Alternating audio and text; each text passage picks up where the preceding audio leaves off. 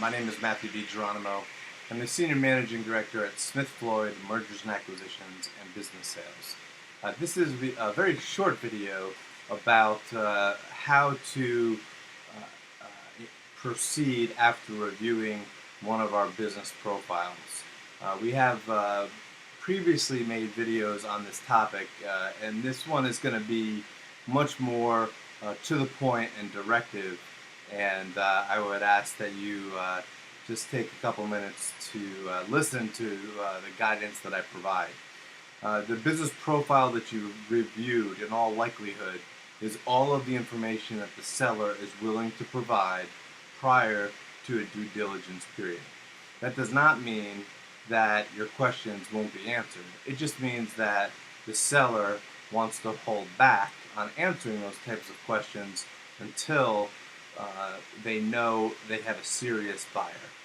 A lot of that has to do with us at Floyd protecting our seller. Because please recall, or please remember, that we deal with inquiries from all over the world every day. So after you review the business profile, we know you have questions, but to be blunt, don't expect them to be answered unless you're willing to make an offer, put some money into escrow, and then get yourself into a due diligence period. So that's generally the way it goes. Now that does not mean that there can't be a question or two. But I'd like to give you an example of something that we received today that is just a waste of your time, because these are the types of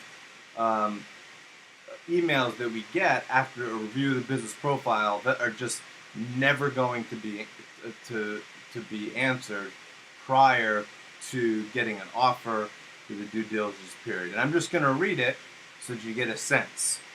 My client has reviewed the business profile, and we have the following questions. What is the basis for the asking price? We're never going to give you the basis for the asking price. That's something that we've worked out with the seller, and you as the buyer are in a position to say, what is it worth to you? But don't even bother asking that question, because we will never provide it. What is the EBITDA on this company? As a side note, the explanatory page on these items is unreadable. Please provide additional information regarding the calculation of EBITDA. We provide EBITDA in the seller's discretionary, or in the business profile, as long with seller's discretionary earnings. If it's not in there, that would either be an oversight or something that you could ask about, that it's been held back for confidentiality reasons. If the company is not currently profitable, which this company is not, what level of sales do they need to achieve to break even based on their current cost structure?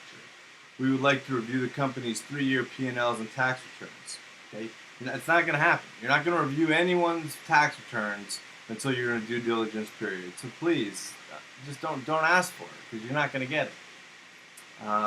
The product distribution base appears to be quite limited and concentrated.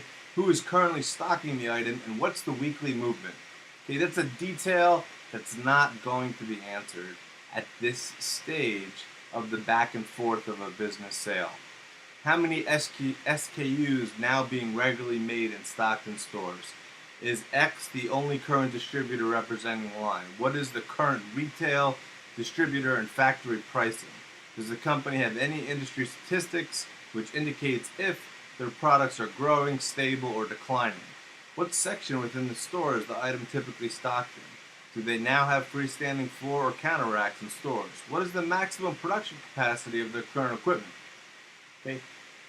That is the type of email that when we get, we realize that we're working with someone who doesn't have a lot of experience in acquiring businesses. And that's okay.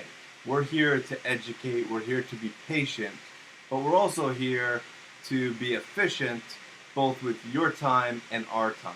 And that's the purpose of this video. You review, the process is very simple. You review the business profile. If you have one or two big picture questions, feel free to ask them. But know that the business profile was put together very deliberately and contains the information that the seller is willing to share at this point. The next point is when there is a serious buyer who is willing to make an offer, put money into escrow, enter into a due diligence period, and then start to get questions that sort of reveal the keys to the kingdom, if you will. For a distribution company such as this, these questions essentially would allow a competitor to replicate our client's business. We're not going to let that happen. We're not going to let that happen. So please, in the interest of time and efficiency in getting you a business that meets your needs in an efficient way, respect our process. And if you have any questions, please give us a call, and we'll be happy to address them. Thanks for watching this video.